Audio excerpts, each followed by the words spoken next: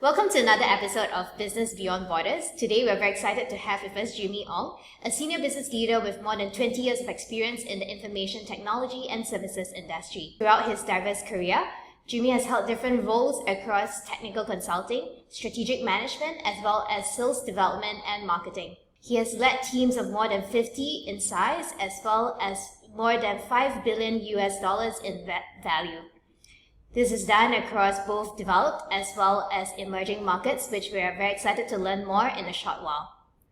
Beyond work, Jimmy is also seen as an expert in the learning and development space. He has also been engaged in multiple consulting projects with multinational companies, and he has facilitated more than 100 different workshops in strategy, leadership, as well as business transformation. Welcome, Jimmy, to today's podcast. Thank you, Daphne. Glad to be here this morning. Maybe before we start, we'd love to learn more about your role, your current role in HP. I believe you are currently leading the global channels team, and would love to learn more about what your day-to-day role look like. Yeah, thanks. So I've been working for HP for the last 20 years, and across different kind of roles from like what you just mentioned. And currently what I'm doing is that I'm focusing on working with the channel partners in this part of the world and help them to grow their businesses with HP. Yeah. Okay. And what exactly do you do with the channel partners? Could you share with us some examples? Yeah, so as you know that today we are in a different world, in a hybrid world. Yeah. And there's different needs of our customer wanting the IT services and solution. And HP sold the solution through our channel partner. Yeah. And I would say that about 80% of the business is sold through our business partner. Okay. And my role is working with this business partner to kind of co-create and kind of create the experience, the solution for our customer to give them the right IT needs. Okay. And also I would say the kind of experience for our customer. Okay, very nice. And I think earlier I've also briefly described that you have taken on a lot of different roles over the years. Maybe would love for you to share with us which has been your most favorite role or most memorable role and why. Yeah, thanks for the question. You know what? I have through my career in HP, I worked like 7 or 8 roles, from sales and marketing to technical to operation. Yeah. And one of the role that now that you ask me, I think I'm most excited in the role when I was a chief of staff. Okay. For the country MD in Southeast Asia. And let me explain why I love that role. Yeah. And now I'm based in Singapore and it's in a unique, I would say, a position or opportunity to cover Southeast Asia in this part of the world. And my role is actually supporting Southeast Asia region. Okay. And you can see that the big emerging economy like Indonesia, Thailand, Malaysia, Vietnam. Yeah. And I have the opportunity to work with my manager at that time, the managing director, to craft out the investment opportunity to address the tremendous opportunity in that market. Yeah. So I also have an opportunity to work on different area. One is the business part. The other area is also the learning and development to actually develop talents in this part of the world. Yeah. Okay, and having worked across Southeast Asia, I guess you have traveled around the region a lot as well. Which is your favorite Southeast Asian country? Wow. This is a difficult question because when I go to Indonesia, I would say Indonesia is my favorite country. When I go to Vietnam, I tend to say that Vietnam is my favorite country. And indeed, I would say that there's no favorite country per se. I would say that the culture is so diverse that there's so much to learn in each country. Yeah. In Indonesia, for example, they have like 200 over million people. But that is how big the country is, right? You can imagine the usual case when we travel to this part of the world, we'll go to the city area, right? When you think about Indonesia, you think about which area? Maybe Jakarta, Bali. Bali. Right? Bali, right? Yeah. When you think about Thailand, Bangkok, Chiang Mai. and Phuket. Yeah, Phuket. Right? Exactly. Malaysia, KL, KL, Penang, Penang, Malacca. Malacca. Yeah. See? Yeah, but that is only a small part of the big country, right? You think about in Indonesia, you can go to Surabaya, you can, Yes. and Sumatra Island. Yeah. They are so big and so huge. And when you cross the border, Yeah. it's a total different sets of practices Yeah. and, Yeah. and the way that they interact with each other. Yeah. Yeah.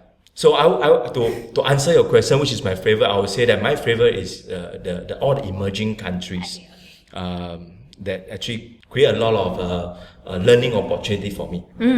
Yeah, and it's very interesting that you touched on, the cultural differences across Asia, specifically Southeast Asia, and you have also been, leading teams and driving businesses across these regions. Maybe could you share with us some of the differences that you have observed, and how do you have to adapt your leadership style and also management style as you think about or have experiences leading teams across this region? Now, the first thing about leading teams is that wherever background they come from, wherever country they come from, Yeah. it's really to understand where they're coming from. Yep. Right? Their historical background, their cultural background. And I would say that in Southeast Asia, people are more less expressive, I would say. Less expressive. And you need a lot more probing. Okay. And they are not like other part of Western world. Even in South Pacific, in Australia, Yeah. New Zealand, they are more outspoken. Right. So when you ask a question, they usually would not put up their hand. Okay. Right. But in US, in Europe, or maybe in Australia, Yeah. they will most likely answer question and very proactive. Yeah. Even in India as Correct. well. Correct. So in South Asia, it's not. So you need to actually really understand Yeah. them. You will need to empathize with them. Okay. And I would say that working with all the different people in this part of the world, I think the first thing is that we need to actually spend time with them and also get to know them better. Yeah. And I love to use this quote, right? When there's no connection, there's no correction. Right. So the first thing is about connecting with Yes. the people. Yes. Okay. Very nice. And then, in terms of based on your understanding of different cultures across Asia, how do you then leverage on this understanding, or how did this understanding impact the way that you motivate the different teams to succeed and achieve their goals? Yeah, great question. I'll touch on the second part first, the motivation of people at work. Yeah. Right. And because this relates to all my experience working with different group of people. Yeah. And I believe in there's no one way to motivate people until you know two things. Yeah. And I'll call it the willingness and commitment. Right. Like the will, the will and the skill. Yeah. Or the skill and the will. So to motivate anybody, first we need to understand, do they have the skill set Yeah. to do what they are doing? Right. If they have the skill set, Yeah. the next question is, are they willing to do? Right, that is a commitment part of it. Correct.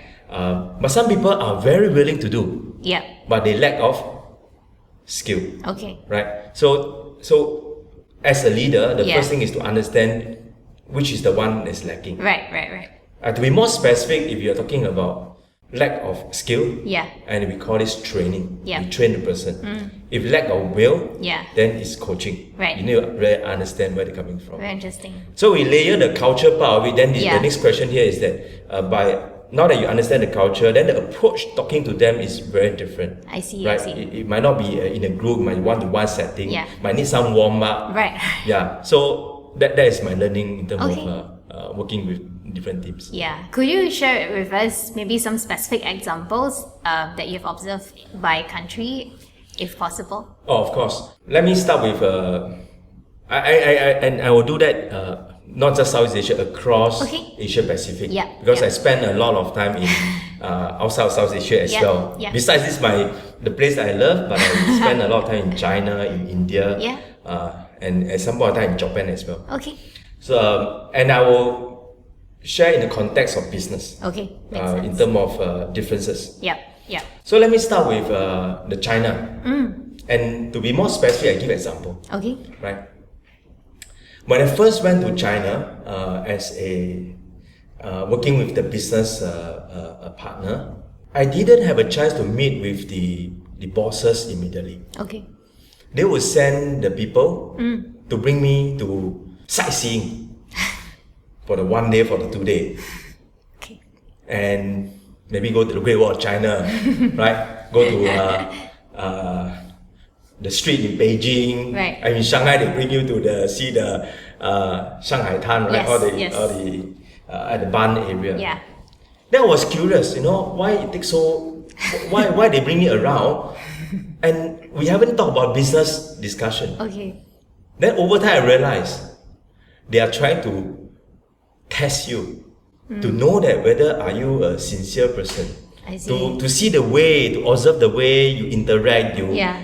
with through those interaction and Yes, activities yes. before they actually work with you. Yeah. So what is the keyword? Trust. Right. So that's in China. Yeah. Right.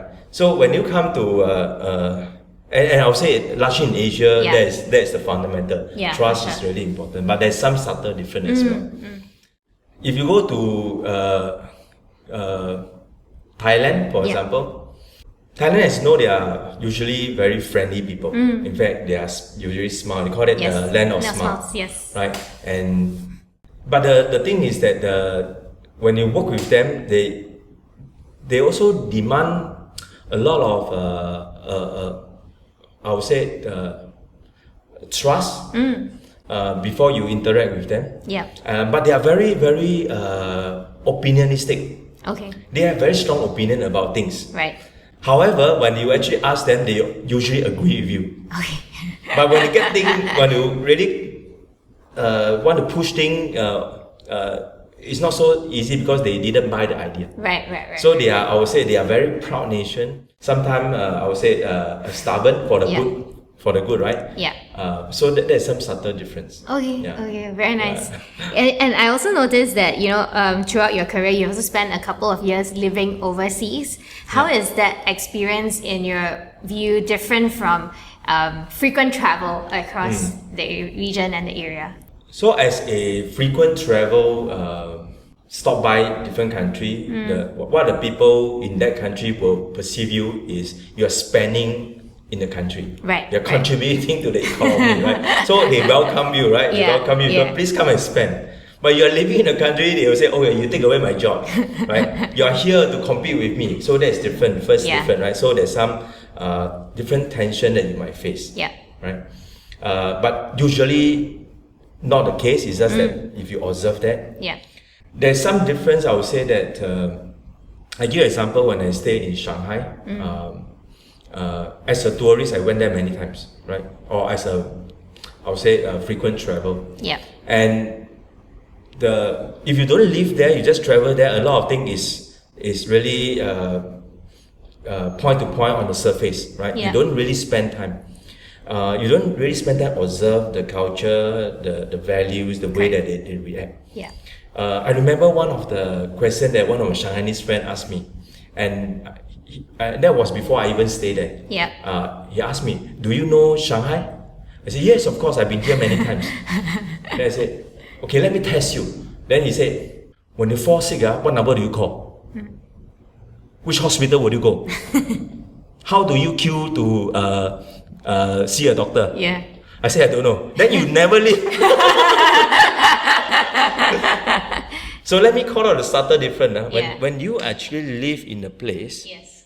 you actually interact. Yeah. You actually, I would say, live the life of what the people there does, right? Yeah. And I think that that is more important than just visiting. That's actually really understand the dealing and the culture part Yeah. of the country. Okay, Yeah. okay. And I think maybe just to touch one last point before I move on to another question, which is, how has this experience living abroad changed your perspectives towards leading teams, as well as, I guess, in your other role, learning and development? Yeah. Yeah, this is a good question. I have a lot of insights on this particular question that you have. And I will touch on this not just living in overseas for work. You can also think about study overseas. Right. Or spend a certain amount of time abroad. Okay. Right? Now, the first thing is that what I call our generative model. Okay. And our belief. And interesting point that you asked also, because when my daughter wanted to study overseas, I object. Why? I said, Singapore has the best university in the world, right? Yeah. NUS, NTU, SMU, SUTD. Yes. Our university, they are ranked top in the world. Many people come to Singapore to study. Why you go outside of Singapore to study? And I was quite determined to say that actually you can study here. Yeah. But I give her a condition. I said that if only you get a scholarship, Okay. then you go. Right. If not, Singapore is the best place. Yeah. And of course, she worked hard, and then she got a scholarship and studied overseas now in her second year in Canada. Nice. Now, I want to give the example to a context, the example that I'll bring in, right? I was actually narrow-minded. I thought Singapore have all exists to learn everything in a very global university. Right. Actually, that's not the point. The point is that when you travel overseas and you're living overseas, what you are being exposed to, especially when you go to a country where they have 4 seasons, you're exposed to change of weather. When there's a change of weather, there's a change of mood. Right. I didn't know that winter is it's a very tough time to stay. And you need a lot of emotional support and the coping mechanism just to cope with winter. And then suddenly you need to change to a different season, you need to change again, right, to autumn, spring, and summer, right? So the change of season is a change of our ability to cope with the surrounding. And what does that mean? That means that our generative model is only believing in what you are thinking. But when you go to a different environment, you actually update your belief system. So now that my daughter came back after 1 year, I'm very convinced that overseas is very good. Okay. But if you ask me 10 years ago, I would say no. Okay. Right? So I have changed. Okay. Right? So I thought every young people, if you get opportunity to work outside of your comfort zone, please go. Okay. And when you go, please don't do the expatriate way. Do the local way. Right. Because you want to interact with the people, with the culture, and learn the way that they do. And then what you're building is the what I call the empathy of interact with the people, so that you actually update your belief system and become more open-minded. And also, I said social quotient as well, right? The way that you interact with the different countries, different kind of contexts. Yes. And earlier in the introduction, I also briefly mentioned that you have led quite large teams of up to 50 in size. What has been one of the most interesting, or maybe your personal leadership philosophy in driving high impact teams? So let me explain the group of people that I have led over the years. The bigger group that I led is actually more the operation people. They're based in China, based in India, based in Singapore, Malaysia, and they are operation people. And the difference here is that you don't get to see them face to face as often. And hence, it's not like in Singapore, right? In the old days when you get everybody come in the morning and then do a stand-up meeting. Oh, guys, okay, today this is what we're going to do. Yeah. And see face to face and Yeah. every day stay in the office. And that kind of leadership they can see in action. Yes. But when you are managing a big group in a diverse country, Yeah. location is a bit different. Yeah. And I also learned through the process. So you ask me what kind of leadership style or how do I manage? I would say that through the years I learned, I'll call it A, B, C, D, E of leadership. Okay. So let me explain A, B, C, D, E. A is authentic leadership. Okay. The best leadership is you actually be real, be genuine to the people. Yeah. Share your thoughts and genuine care for the person. Yeah. And that will bring you a long time, right? Even you don't meet each other, they know that you care for them, Yeah. right? So authenticity is very important. B, belief. You need to believe in them. Sometimes we are very judgmental.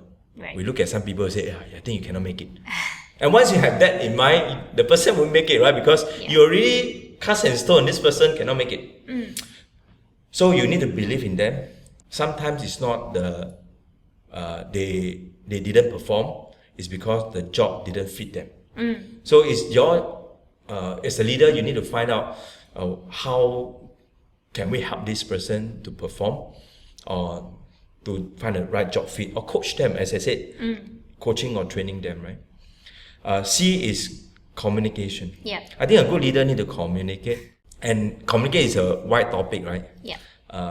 And now I look at communication differently also. Yeah. In the past, I look at communication is that you need to tell. Yeah. Now I look at communication is I need to listen. Yeah. Yeah, Goes both ways, lah. go both way, right? And I said when you communicate, you connect. And when you connect, you correct. Yeah. Yeah. And D is decision making. Yeah. As a leader, you need to make decision. Yes. Right. You cannot sit on the fence. Yeah.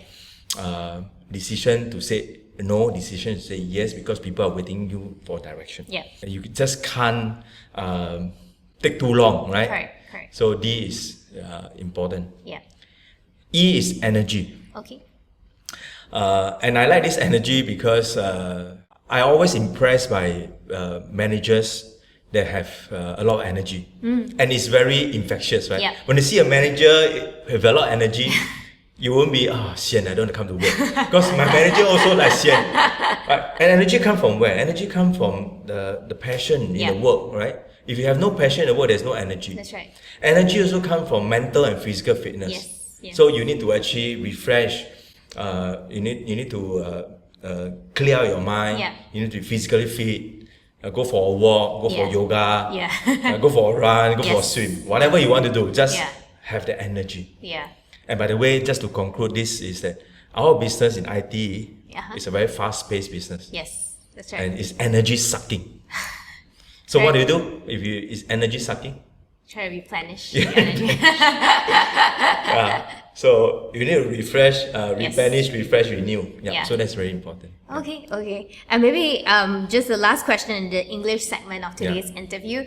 I just want to briefly touch on your other role in terms of learning and development as an expert there, facilitating workshops. How do you combine your experiences in learning and development, or how do you see that complementing your main role across different fields like sales, tech consulting, strategic management? How do you see them complementing each other? Awesome.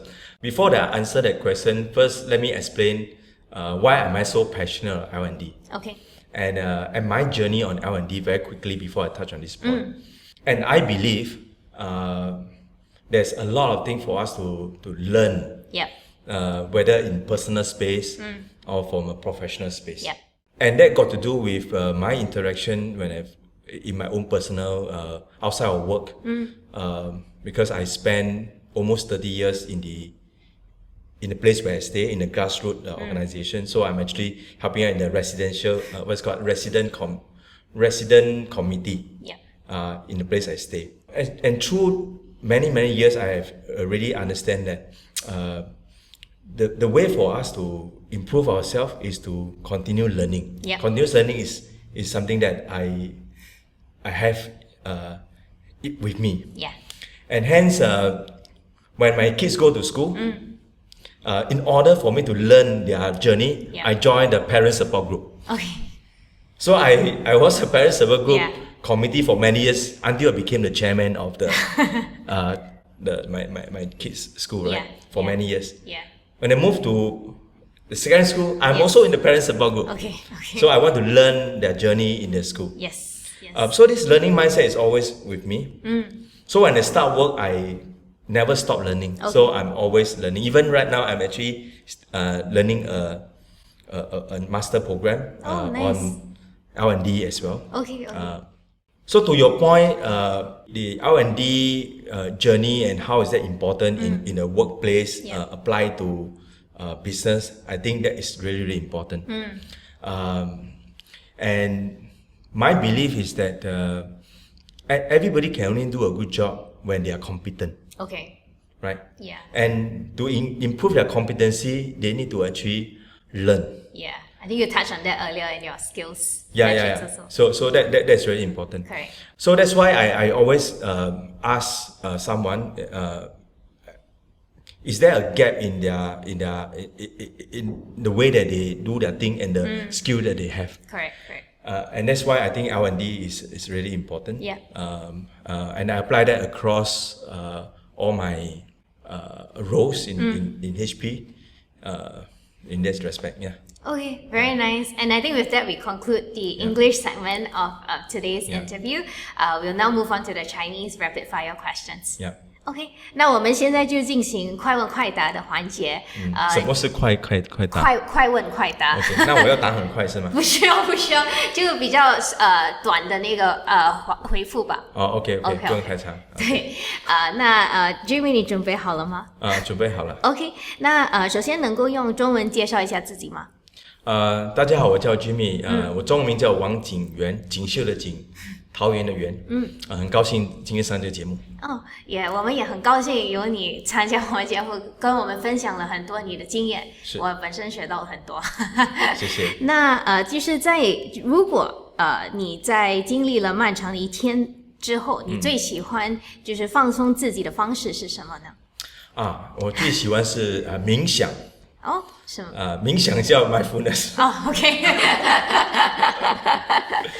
其实一天过后，我最想做的就是找一个山洞。OK。这个山洞是没有人可以打扰我的。所以我跟我太太讲说，我现在要去找山洞，她就明白了。说不要打搅我，我就2个小时，你要去多久？2个小时我就失踪了。哇，那之前就是和你聊到的时候，你本身说就是你对于中文这个语言很感兴趣，那能够分享一下为什么是这个原因呢？首先我生长一个讲中文的一个原生家庭，然后父母亲都是讲中文，还有讲福建话，我是福建人，是所以我的环境都是讲中文的。所以我接触中文的机会很多。对，当然从小我喜欢看中文书嘛。对。所以小6之前我已经读完所有金庸的小说。哇，你读过吗？我本身没有。OK， 然后我也不只读金庸，也读遗书的小说，我读很多反正我读很多中文书。是。我对中文很大的那个兴趣。对。我还非常自豪的，在小时候我还是常常是作文比赛的冠军。哇，那是小时候的事情，而且我小时候也讲相声。OK， 那个是那个我也有讲。然后因为基于这样的原因，来到中学之后，我就非常喜欢那时候我们流行新谣。所以我也是有写歌，然后我参加新谣营。OK， 那时候我们的老师是梁文福跟吴启贤。梁文福是我的老师，然后我在上新谣营的时候，然后我从小的志愿就是要当一个广播员。OK， 所以我就上了一个电台的那个广播员的课程。OK， 大概6个月的课程。其实我也是一个曾经学过广播哇，认证。那今天真是太适合你了。我真是讲说我对中文的兴趣很大，所以我就非常喜欢。这也影响了我之后对我孩子的一些期望。那中文其实它并不是说它的语言的好的地方，我是喜欢它的一些思想，是它的一些价值观。对。我非常崇尚那个儒家思想，也崇尚一些庄子或老子的那个哲学观念，是所以基于这个价值观，所以我非常喜欢中文。而且我有一个非常我孩子都知道的一个我的一个价值观，就是饮水思源。刚好源也是我的名字。对，那这个就是我私问一下，就是挺好奇的一个问题，就是你最喜欢的新谣歌曲是哪一个？很多，但是我喜欢细水长流，对吗？对，我喜欢梁福的歌，我最喜欢的一首歌叫做历史考试前夕。不知道你有没有听过？有。真的？真的，因为我本身也是挺喜欢新谣歌曲的。OK， 我还喜欢唱歌，然后我以前唱新谣嘛，所以这首我非常喜欢，因为他就用历史来传述一些文化一些价值，而且朗朗上口。对，那你就是针对于就是想要就是之后会在这个就是管理一下国际化的团队来说，你对他们的那个有什么劝告吗？其实我觉得每个人如果要管理人的话，要领导团队的话，对，重点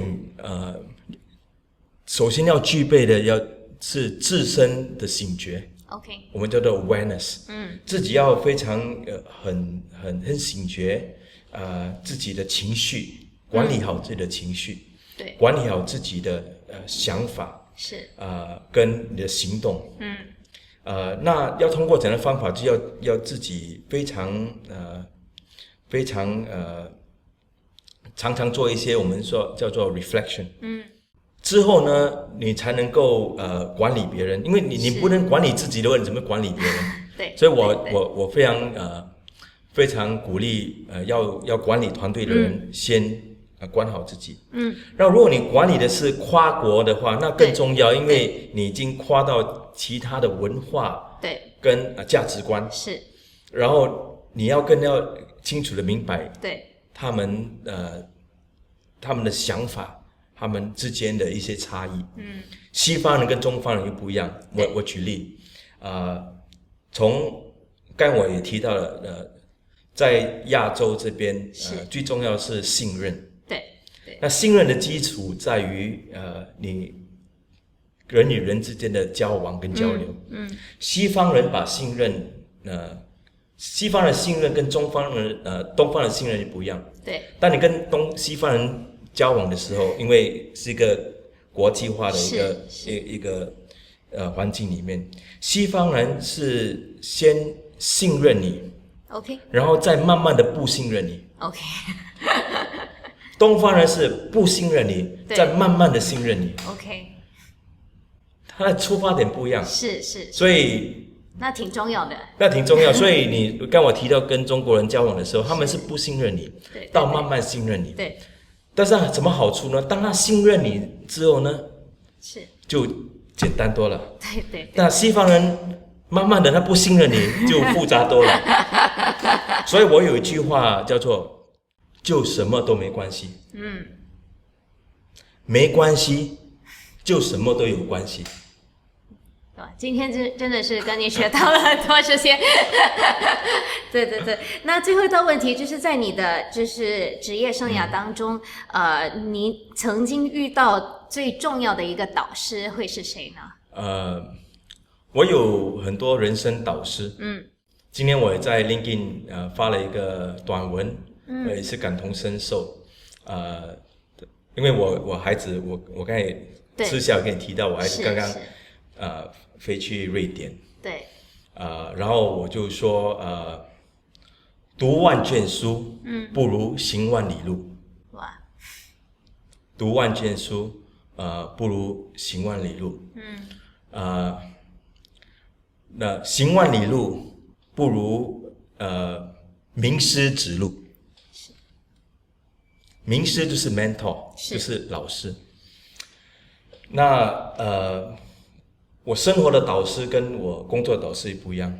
我工作的导师我恰巧已经刚刚从 HP 卸职，然后到现在是那个新电信的首席执行官，哇，叫 TC，我是在东南亚的时候，他就是我的经理，对，叫天冲，然后我向他学习了很多，他给我一句名言，我用英文讲，这比较贴切，可以，它叫做plan your work，work your plan，your plan will work，你重复一下。Plan your work, work your plan, your plan will work 。所以我想学习到说，其实我们需要对人生的一种规划。是。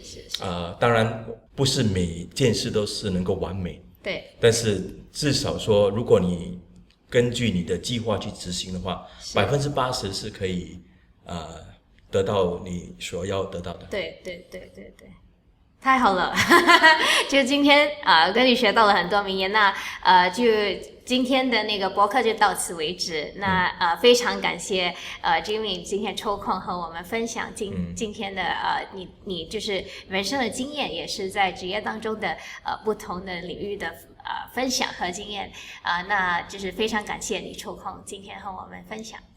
也谢谢你给我这个平台，让我分享我的经验，谢谢。Thank you so much, Jimmy, for taking time for today's podcast. We learned a lot from today's episode. I think there are a lot of famous words and phrases that you have shared that I personally think it's something that can guide the way I think about managing teams going forward. And I'm sure with the audience as well, they will have learned a lot. Especially, I think most memorable for me was the ABCDE of leadership. Definitely something that I would remember quite fondly. Thank you so much. Thank you, Jimmy. Thank you for listening to Business Beyond Borders. If you have any feedback or thoughts, do write into us at support@bluent.com. Click to follow to tune into the next episode. See you again soon.